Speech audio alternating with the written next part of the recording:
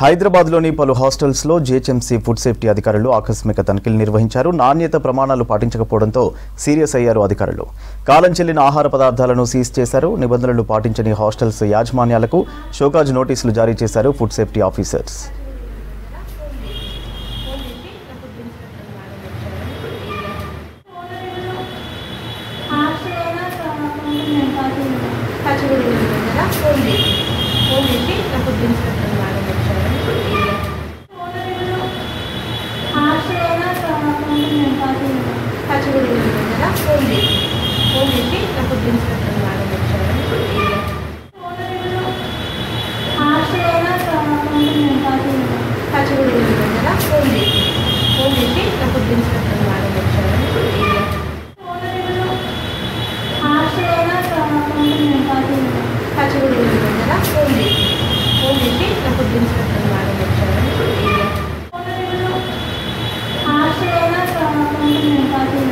Catch